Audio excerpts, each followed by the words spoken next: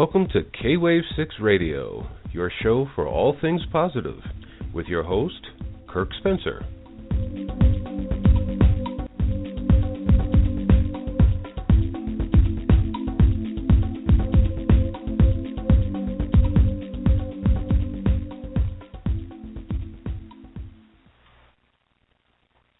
Hello and welcome to K-Wave 6 Radio. This is Kirk Spencer. I have just returned to BlogTalk, and it has changed a bit since I've been here last. And I'm still working out some of the things, and a few other things are still processing as we're talking on the show. I'm going to see if I can get a hold of my guest real soon, Candy Leonard from Beatleness and How John Lennon Influenced the World. So if you hold on, let me see. I've got someone sitting here. Candy, is that you? It is I. Ah, beautiful. I don't know if you heard my introduction.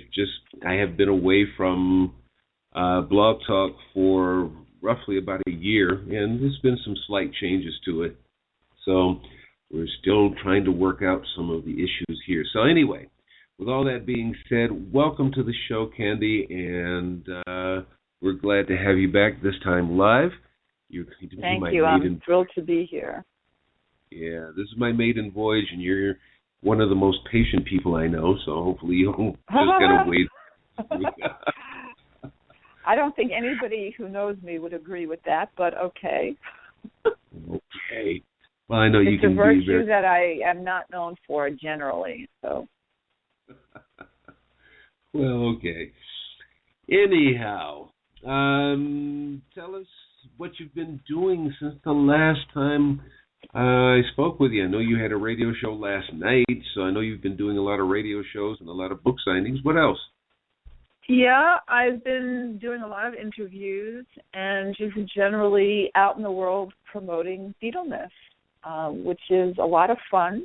And it's really, the real payoff is when, well, I guess the payoff will be if I ever see any money from the book. But hearing people tell me that it's affected them emotionally, that they are can really identify with the book, and they feel validated because I documented this experience about growing, what it was like to grow up with the Beatles as a constant presence in your life for 6 years, which is what Beatleness really is about.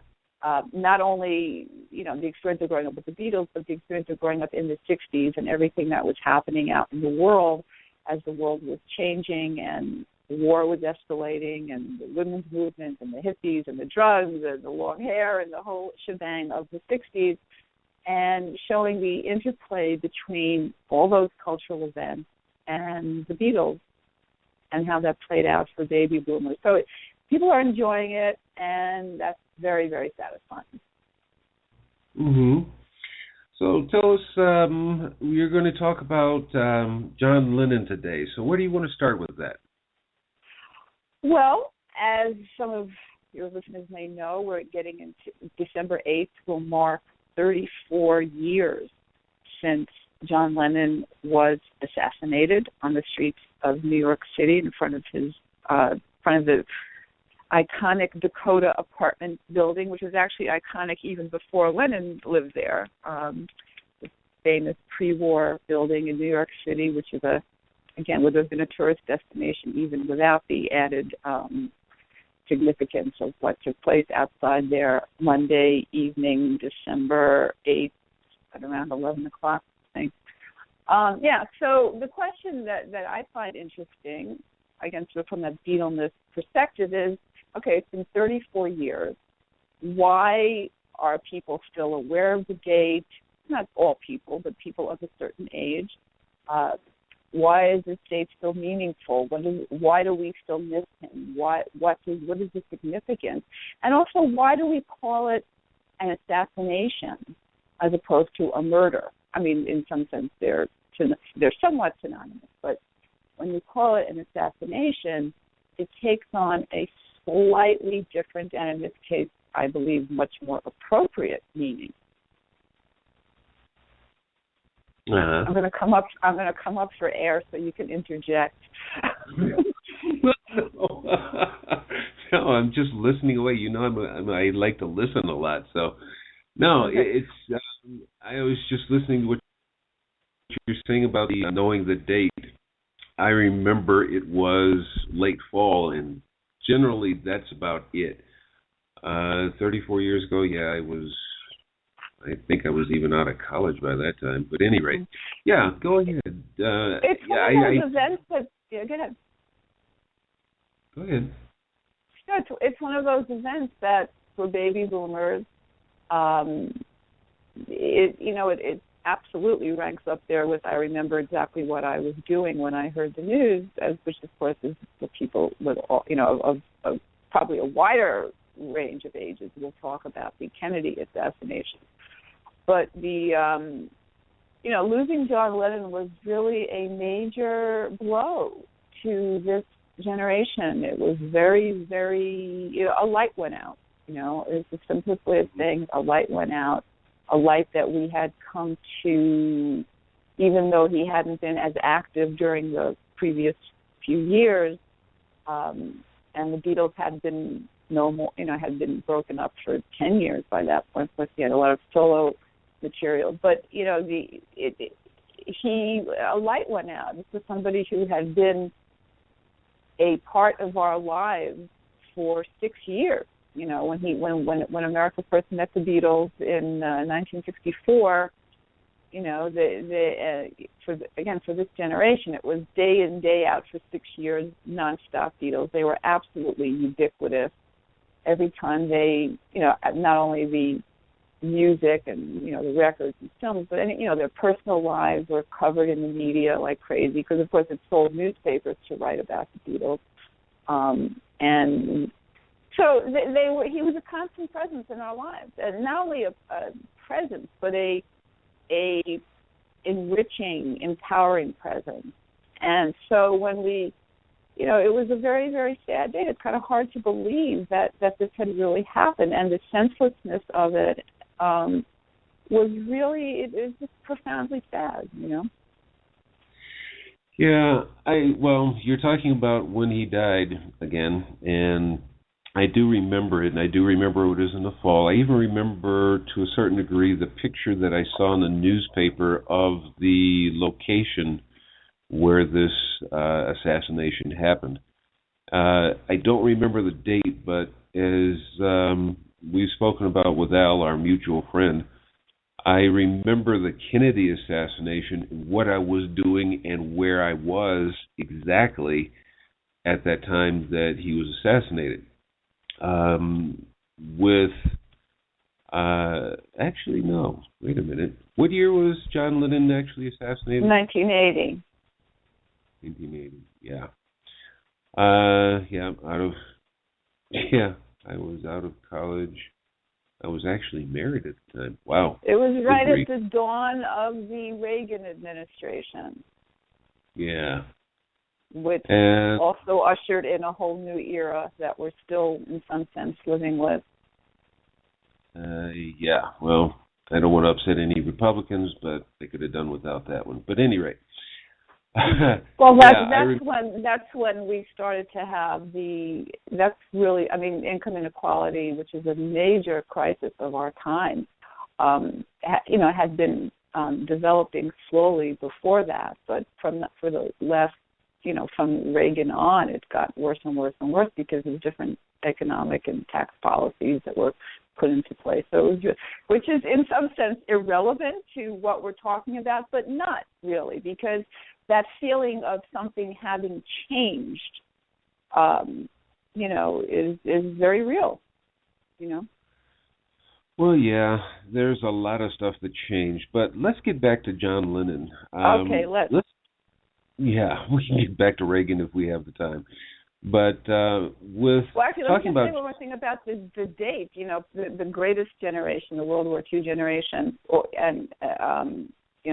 thinks about, when you think about a date that will live in infamy, which of course is what FDR said about the bombing of Pearl Harbor, which started World War II. To the next generation, to the people born after World War II, it's December 8th is the day that lives in infamy. Yeah. Just a little, by way of a little contrast there. So yeah, you think, well, this was just a guy who played the guitar, like somebody goes, oh, it's just a band that made it really, really big. But we know that the Beatles and Lennon, that they're more than, it was more than that. It became something much bigger and something much more important. That's very true. But let's get back to John as far as, now we know that he was a musician, right. But he was one of the most influential of the Beatles as far as our society was concerned and how he lived his life and what he was searching for. Why don't you tell us a little bit more about that? Well, I mean, he was, I would say, obviously the Beatles as an entity are, it's like a square. There are four corners, and you can't have a three-cornered square. You can't have three Beatles. So in some sense, we always need to talk about them as a four-person entity. But Lennon was, when we first were, young Beatles fans, we wanted to devour every piece of news and information we could read about them. And one of the things we were told early on was, John's the leader of the group. And there were times, there's really no leader. But we always got the sense that he was the leader. And even if you look at the early footage of, the Ed Sullivan footage, which is where we really formed our first impressions of them, he's kind of off to the side. He's with that wide stance dominating the stage. He's a very powerful presence. His humor, his wit. I mean, we saw all that very early on. He was the most outspoken. And in April of '64, so it was like 2 months after Beatlemania really broke through, he released, his book came out in his own right, which was a book of, surreal poetry and drawings and imagery based on his, which has compared to James Thurber and, Lewis Carroll. It's kind of odd collection of writings. And so young Beatle fans are, reading this. And as I talk about in Beatleness, some young fans, their parents were concerned that some of these writings were disturbing or just like not appropriate for young kids. But fans loved it, and it was challenging. I mean, even older fans who were in high school at the time, who were a little more sophisticated in terms of things that they'd been reading, also found it found it delightfully disturbing. This kind of mixed response. Like, it's compelling, it's strange, but it's somehow you can't not read it. You want to read it because it's interesting. And of course, it's John Lennon. It's a Beatles thing. I mean, it was so. But the reason I bring up In His Own Right is because even so early on in our relationship with them, he was the one who brought the strangeness. He was the one who, Paul fans and George fans might quibble with this, and you can certainly make a case. But I think that he, this notion that, and again I talk about in the book about how the Beatles were all, this compelling but strange. They required work. They were challenging.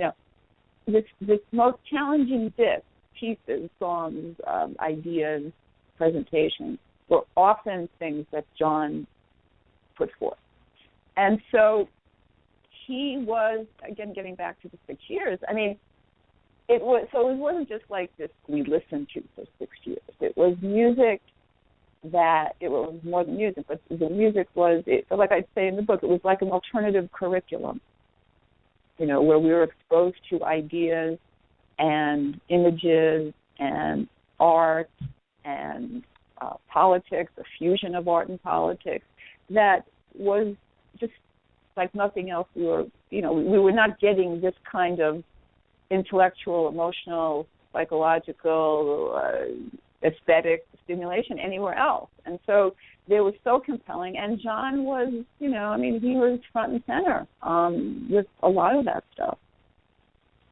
Yeah, you're talking about the music of that day because, thinking back on those days, there was the songs that were always about love and dancing and all that kind of stuff, but none of it really got into, at least not the popular music, didn't really get into what you were describing, the art, the basically singing about the times that we were in at that time. All those things that we experienced then that was just being put into the newspapers and television and radio and stuff like that, but never into music. What do you think actually inspired them to go that direction? Well, I mean, I think that, just let me pick up on something you said, that the early music, the early stuff certainly was more, it was different than the other music that we'd been listening to, so it was obviously part of the appeal. And it was not political. It was not necessarily a whole lot more sophisticated than Boy Meets Girl. But you asked what made it change. I mean, one of the early turning points was I'm a Loser, which appeared on Beatles 65, which was the must-have gift 50 years ago this month. The new Beatle album was going to come out. So I'm a Loser, which many, people say, well, that was the influence of Dylan and marijuana and all that. But that's when John became a more reflective songwriter. He realized he could write from his own experience. And so suddenly you have these, 7, 8, 9, 10-year-olds, as well as, teenagers and college students. I mean, the Beatles, it was a very wide swath of the population that was tuned in. So to get a song like I'm a Loser, which is, very, very different from what came before, and it was kind of self-revelatory. He's revealing these vulnerabilities under this cheeky exterior, that we had all come to know. And fans that I interviewed for Beatleness remember I'm a Loser as being one of those songs that made them reflect on their own lives, and it was was kind of, people brought it into English class, and it was a different kind of song, and it resonated with especially with teenagers, and of course then Help the following year is another Lennon song. Strong, these are both. I mean, there were Lennon songs or McCartney, the songs that are mostly, and particularly the ones that who's the writer, who's the singer. They're Beatles songs, but I'm a Loser and Help, there's this very powerful Lennon vocal. I mean, the songs are just pure Lennon. And, and technically not pure Lennon, but the persona is very much Lennon, and those amazing vocals with that unparalleled rock and roll voice that he had. So again, in Help, we see these, this vulnerability, this very personal kind of songwriting. And so that's kind of, where they started, you might say, showing more of this kind of sophistication in the lyrics. But in December 65, when Rubber Soul came out, that was really game-changing. Again, I mean, it was a year after Beatles 65, which is interesting to think about. Of course, these albums, I should say, too, I mean, some listeners who are Beatles fans will know this, but everybody knows it at this point.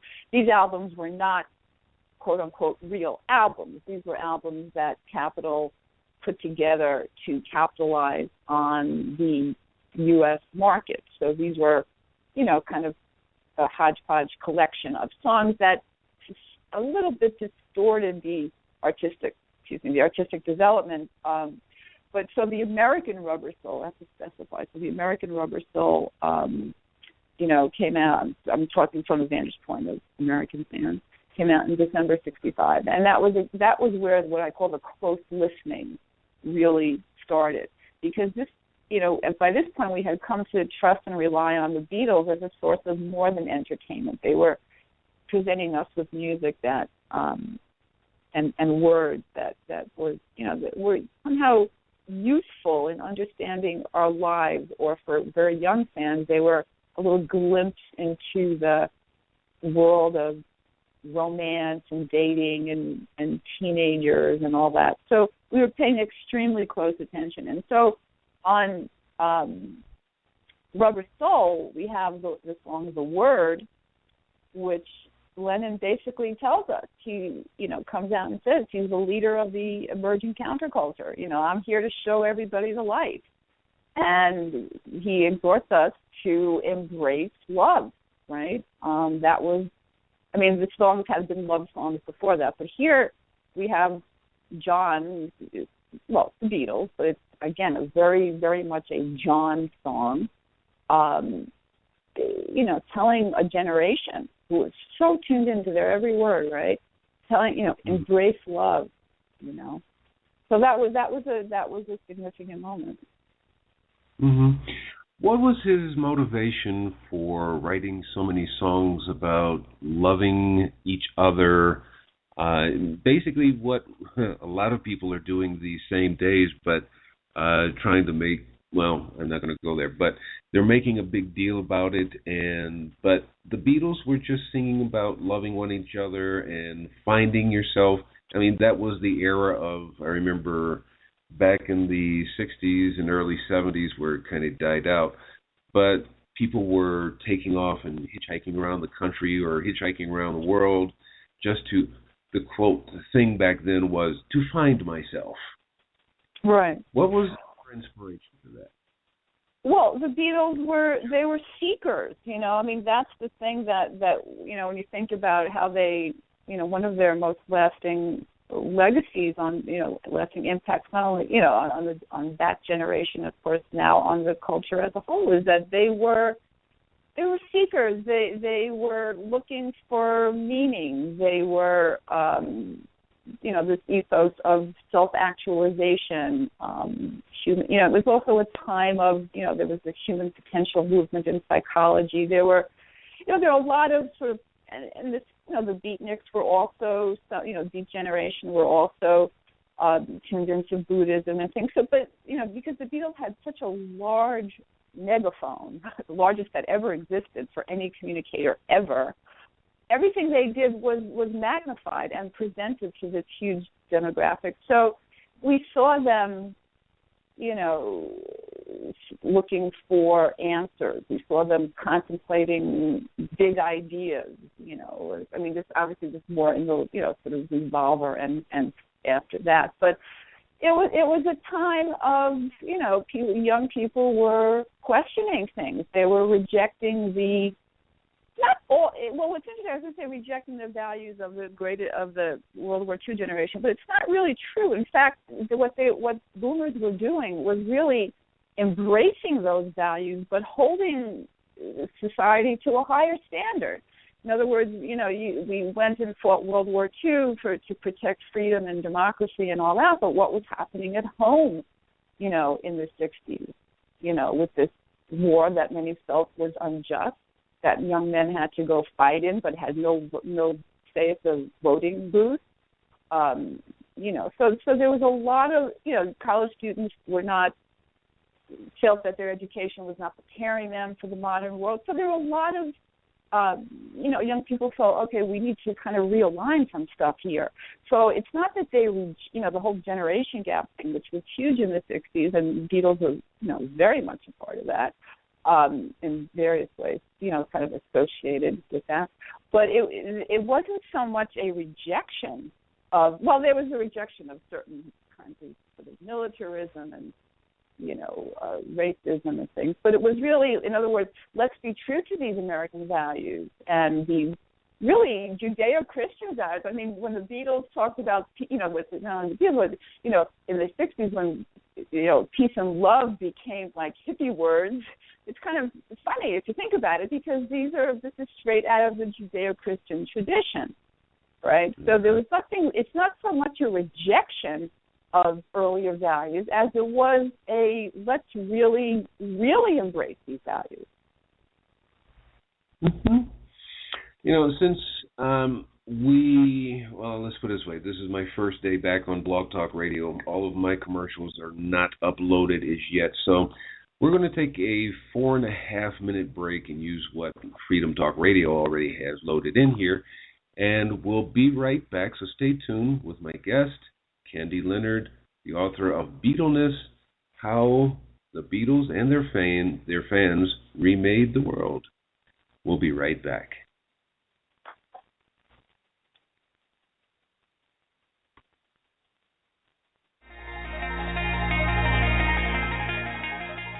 Live from Grimsby on Freedom Talk Radio Network, the Families Reunited show with your host, Andy Peacher, every Tuesday and Thursday at 7 p.m. UK time and 2 p.m. Eastern Time, USA and Canada. Call Andy when the phone lines are open.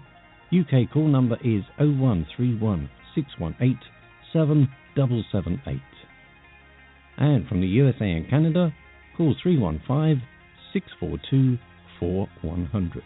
Visit the website on www.freedomtalkradio.co.uk. Download TuneIn Radio and do a search for Freedom Talk Radio and listen on the move. Visit Andy's website www.parentsinjustice.co.uk and Andy's forum parentsinjustice.proboards.com.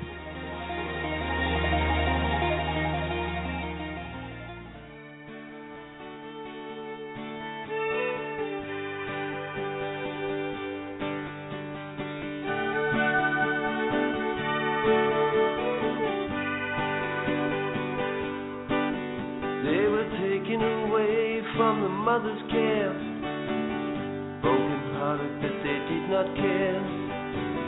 She remembers crying late at night, watching the candle burn out of light. Young man follows her to the back lane when he grabbed her. She fell down to the floor, crying, please no more.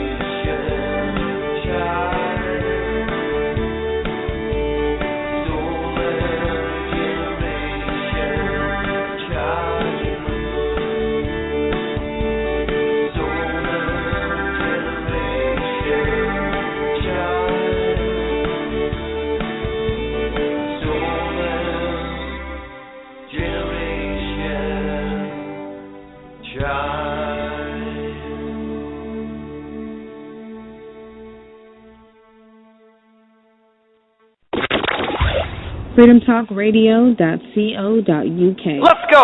This is the most diverse, most amazing, one of the funniest radio stations you could ever listen to on the internet. I've heard so much stuff from the ups, the downs, the left, the right. The politics, the non-politics, the schmolitics, whatever you want to call them. It's great. Hello and welcome back to KWAVE 6 Radio on Freedom Talk Radio, SETV Network. Candy, are you still there? I am. Wonderful. My commercials are still not uploaded here, so we're having to use what's here, and I'm going to have to close the show manually instead of by my usual MP3 file. But at any rate, as we were getting into the break, we were talking about how the Beatles and influenced the world through their music, through their songs, how John and the others transformed from doing little love songs like Michelle, Ma Belle, and so on and so forth, into doing more, they were experimenting with life, as you said. They were seekers. But let's go back a little bit further, and I wanted you to actually address this, but I only had about 5 minutes to go before we took the break, so I figured, that could take a little longer to go through. They were born in during World War II or just post-World War II. I'm not sure exactly their age groups, but I know they were born in that era. And even using, basically, I think I spoke to you about this before, even Robert Plant, who comes from England, he was talking about he was just looking for a better way to live life because of being in the post-war era. Because, England, they got themselves bombed the heck out of by Germany and other problems that they had. So there was a process of rebuilding, remaking their lives. And even though the three of them, John, Paul, and George, came from more of a middle class, as you said in their previous interview, they came from more of a middle class upbringing, so they had more of the piano lessons and all the rest of that. How do you see that influencing their lives and their music? Well, listen, it's true that the reason I had talked, I think, in our last interview about the significance of having music, growing up in musical households, is because, that was obviously a big influence on them, and also that their parents very much encouraged music. So, so in that sense, they were, like we think of parents today wanting to cultivate their children's interests and provide them with an enriched environment. So which is what these guys had, even though, and certainly in the case of George and Ringo, they were pretty, not great circumstances, but music was always a part of it. So that was what that was about. But you're right. They grew up in, they came of age in post-war Britain, intrigued with the United States because of, James Dean and Elvis Presley and Marilyn Monroe and I Love Lucy and all the American culture that they consumed over there. But they wanted, to make it in America would have been was the greatest thing.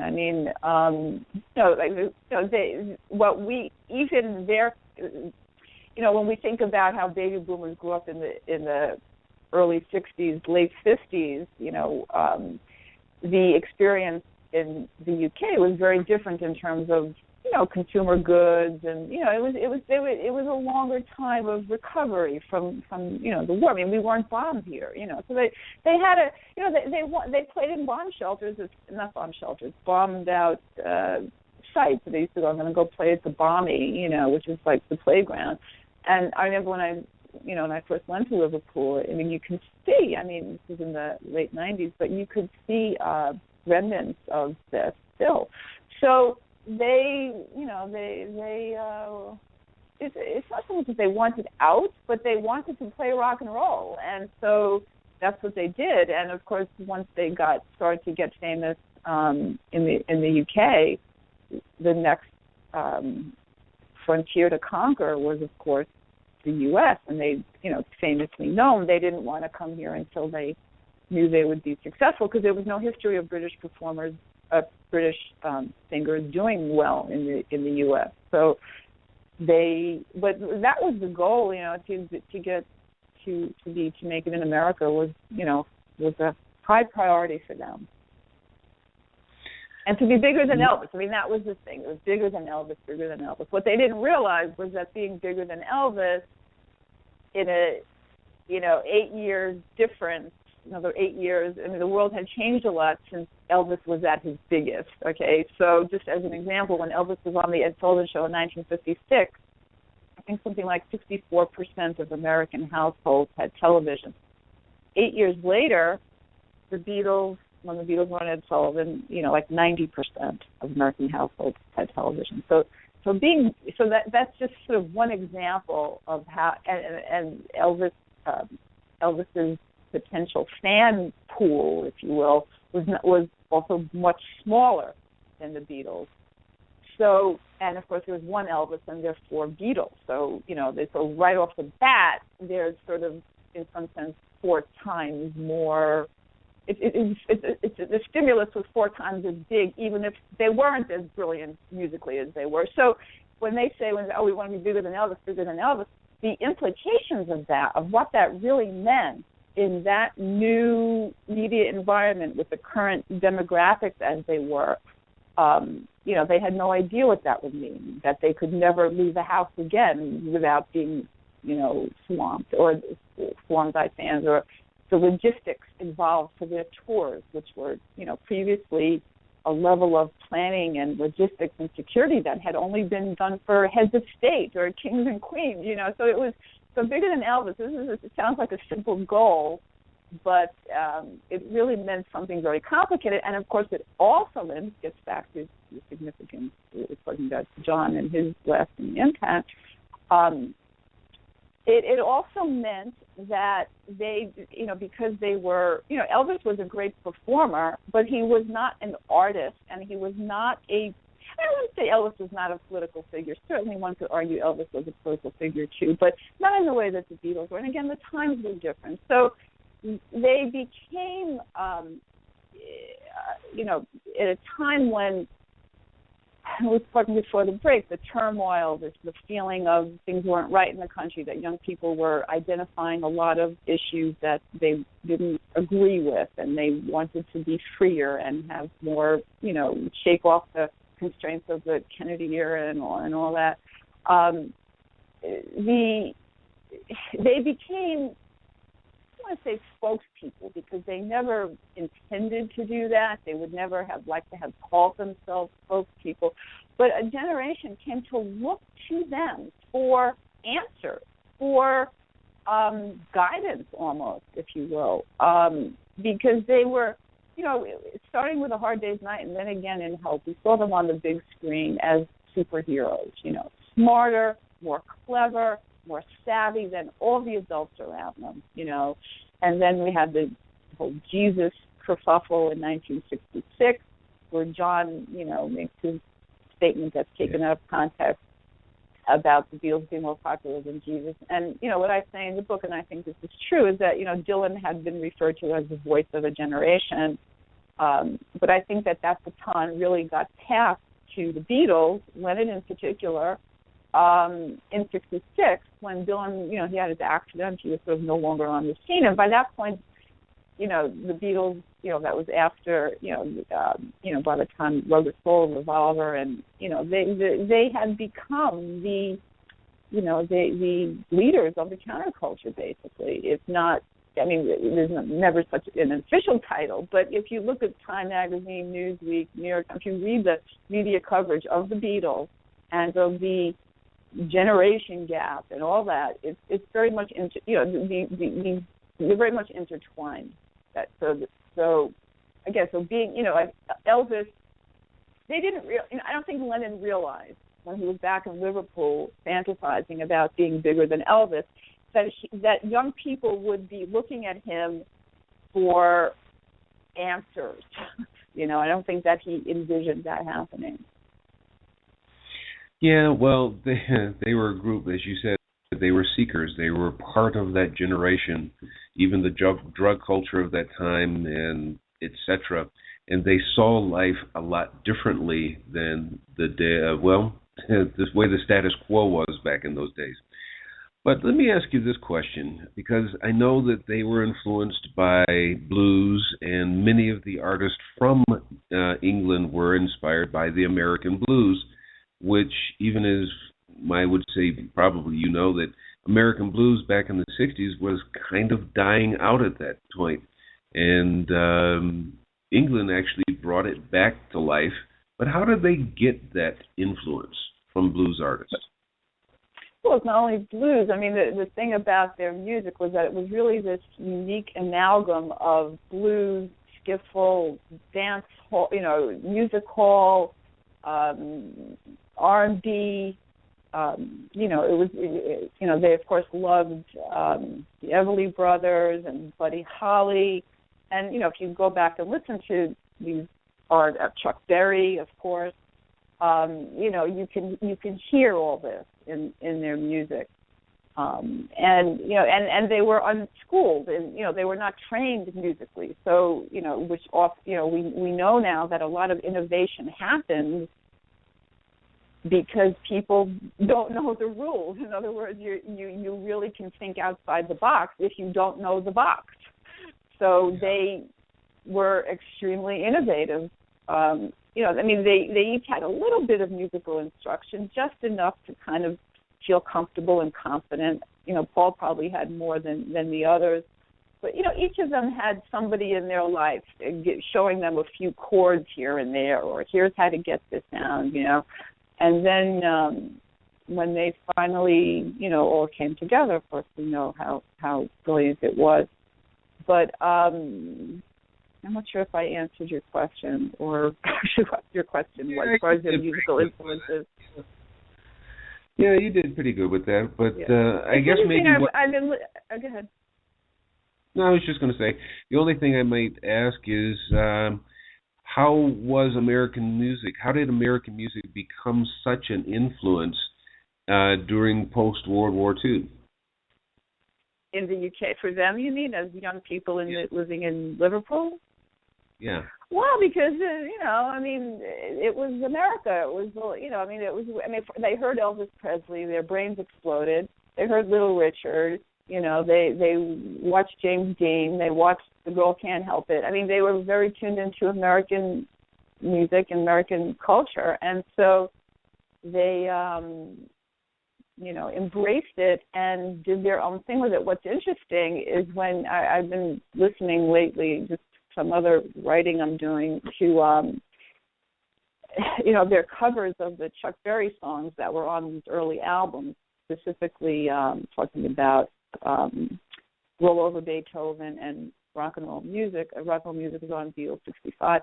They, if you listen to Chuck Berry's version of these songs, and you listen to the Beatles versions, it's really fascinating because you can hear what they did, why it was so brilliant. Chuck Berry's were brilliant too, and were innovative. He was, but one way of describing the difference is that they added Beatleness to the songs, but they took these, they introduced a generation to American artists. In other words, by covering songs by Chuck Berry and Carl Perkins and others, we wouldn't have even known a lot of these artists, if not for them. So, true. Again, I'm not sure if I've answered your question, sort of rambling here. But they were innovators in every way. It's really what it comes down to. They were innovators. They were products of their time, but they were also innovators in the truest sense, And each one of them, the four of them, brought something very special to that mix. So it was like the synergy between the four of them was really, something that, the world had never seen, and it was, an amazing thing to grow up watching. And it was a very important part of our lives for many, many years. Not only the joy of the music and listening and dancing and exploring the new sounds and things as they evolved and the lyrics, but just there was this sense of like the Beatles were part of your life, And so, and Lennon, again, getting back to his sort of, he had kind of, he was loud, he was in front, he was, he was, funny, after his assassination, George came out with a song called "All Those Years Ago," which really is a beautiful tribute to John, and he really captures a lot of this. I can't think of all the lyrics offhand, but he talks about, you were the one that they said was so weird. You were the one who, envisioned it. I can't remember, but in other words, acknowledging that they were all visionaries in a way, but John, he was really an exceptional person. Not to say that he was a perfect human being by any means. He was not. I mean, we know that he did not do right by his first son, Julian. He didn't do right by Cynthia. He was, again, this is where you say they're products of their times. I mean, it's interesting about the whole question of how they depicted gender relationships in their songs. It's often said that the Beatles songs presented kind of a more egalitarian relationship between the sexes, which I think is true in the songs. But in their personal lives, not so much. They were, four guys from Liverpool, and those were the values about women and family and all that they had. So they didn't want their wives to work. They didn't want their girlfriends to work. So, and they were did not always do right by the women and the people in their lives. So they were not perfect human beings by any means. But who is, they were, but became, they became larger than life in their life, and of course in the case of Lennon and also Harrison, they were even larger than life in their death. Yeah, we only have about 9 minutes to go, so let me ask you this. You were talking about how George Harrison actually gave a tribute song to John after he had passed. Yeah. And you were talking about how he at least acknowledged in that song about John's strangeness, if you want to call that, or weirdness, or whatever. Actually, as we're talking, I'm trying to get the words up on my computer. I'm multitasking here. Go ahead, I'm listening. Yeah. Okay. And I'm not the only one who does it. That's a good thing. But kind of address, if you will, we only have about 8 minutes to go, but address, if you can, with what that strangeness, what was George talking about, and how maybe even the society at that time saw John Lennon. Well, he was somebody, and this is why, these are the aspects of him that are admirable. I mean, the way he treated his family, not always so admirable. But the way, he was authentic, he spoke his mind, he didn't, when people started looking to him for answers, he never claimed to have all the answers, but he was a thinker, and we watched him work through these ideas, and we watched him sort out how he was going to reconcile this unprecedented level of fame with the responsibility to do something with this fame. And that, Yoko helped him figure that out, and he, became a peace activist. But there was an authenticity to him. He didn't take crap from people. He, one of his many, many things he said that people now repeat, one of which is, being honest is not going to get you a lot of friends, but it will get you the right ones. And in other words, there's this kind of confident, he came off as confident. We know that, he was not always confident and had insecurities like any human being. But he was authentic, and he spoke his mind, and he didn't care that people were laughing at him when they did the dead ends, or that people didn't understand some of these, the war is over campaign or different things that they did. He was, he wanted to communicate in his way, and he was, there's a lot of integrity to what he did, and a lot of authenticity, and so that's what people admire, and he really encompassed the things that he stood for, especially, of course, the song Imagine, post-Beatles song, which, you can get into a lot of things that can be said about Imagine and how it's been appropriated and interpreted and misinterpreted. But what you can say is that he really came to represent some of, our highest aspirations as far as peace, equality, a peaceful world, And if you look at the world around us today, it's pretty clear that like greed has kind of, is causing a lot of problems, and religion is causing a lot of problems in the world. So he was kind of putting all this out there for us to think about. And actually, I want to, here's the words to all those years ago. Shouting all about love while they treated you like a dog. When you were the one who made it so clear all those years ago, you point the way to the truth when you say all you need is love. Deep in the darkest, you were the one that they said was so weird. You said it all, though not many had ears. You had control of our smiles and our tears. I mean, he was, he was out there. He put himself out there, and I think that, that's part of why he's admired so much, that he was willing to, he didn't really care what people thought. He was his own person. And then, of course, his fight to stay in the U.S., he was, anybody who was on Nixon's enemies list, has to be an interesting person and probably a good person. So, he was harassed when he came here by Nixon and the FBI. We know that now.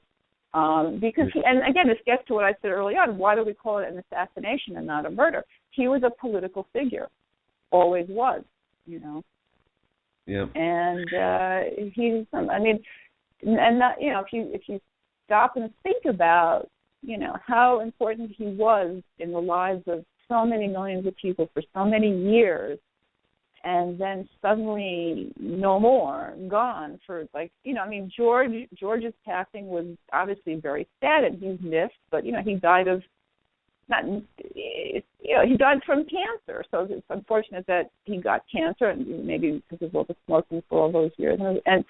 But he didn't die a violent, horrible death. We knew he was ill, and he passed, and it was extremely sad, and he was very much missed as well.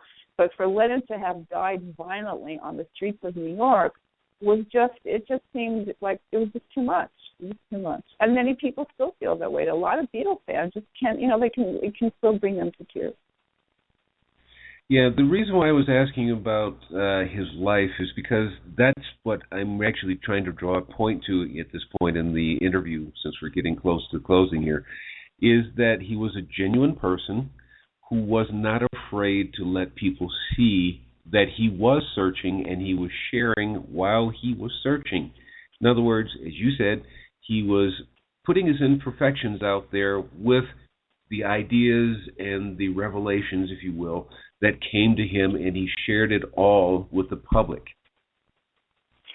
Right. Even if, he might not always have wanted to share it, but he, towards the end, didn't really, certainly in the, late 60s and early 70s, he didn't have a choice. Everybody was watching everything he did. So, he got involved with different radical groups and things. He wasn't necessarily he wasn't an educated person in the traditional sense, but he had a thirst for knowledge. They all did. They were all voracious readers.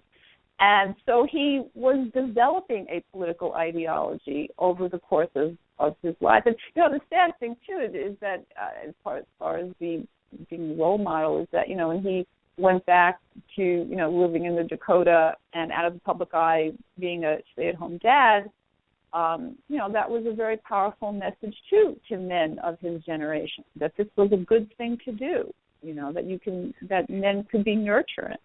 And that was really along the same continuum as men can have long hair. It was just, some years later. Candy, we're going to have to. Sorry, we're going to have to draw the whole gender thing. Yeah. Yeah, we're going to have to draw this interview to a close for today. And the way we're going at this, I guess we're going to have you back for a part 3, and probably after the new year. We'll talk about that. Okay. Always happy to talk with you, Kirk.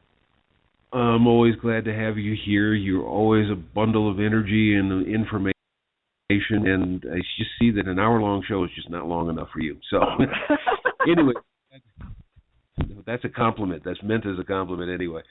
Do you have any final words for about 30 seconds or so?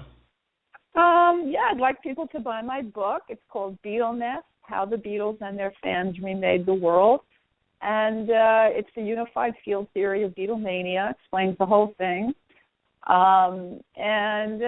People always say the Beatles changed everything, and what I set out to do in the book is really kind of show how they did it, what that means to say they changed everything, one fan at a time, and then collectively, as a generation, we shook things up. Indeed. So, and Beatleness.com, I should say that too. The website for the book is Beatleness.com, but it's available at Amazon and anywhere books are sold. Got it. You hit it just what I was about to ask you to do. So, wonderful. So, everyone, make sure you do. If you're interested in the Beatles, definitely go check out her books. She says, and even if you're not interested in the Beatles, even if you're interested in post-war pop culture, American history, the Beatles, what my book shows, I think, was that the Beatles were actually an important force in American history by virtue of their influence on this generation. So you don't have to be a crazy Beatles fan necessarily to enjoy my book. I stand corrected. All right, with that, we're going to have to close our show. So stay tuned there, Candy. Just a quick little note here as we close the show. I just want to. Thanks a lot. I want to let you know that. Let's see. I want the listener for the blog. Okay. Want to thank you as a listeners for listening today. Also, we ask that you follow our blog, Twitter, and Facebook links, and our Thoughts for Growth episodes, which are on Mondays, Tuesdays, Thursdays, and Fridays at 9 a.m. Eastern. Links to follow us to our media and to our media players can be found at www.kwave6. That's the number 6. kwave6radio.tk or www.kwave6radio.wordpress.com. Also, check out what's happening at Freedom Talk Radio and SETV by visiting their site at www.freedomtalkradio.net.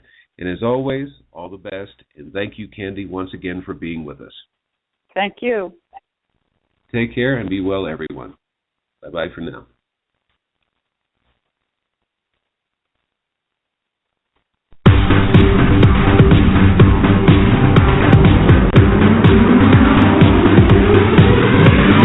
freedomtalkradio.co.uk. This is the most diverse, most amazing, one of the funniest radio stations you could ever listen to on the internet. I've heard so much stuff from the ups, the downs, the lefts, the rights, the politics, the non-politics, the schmolitics, whatever you want to call them. It's great.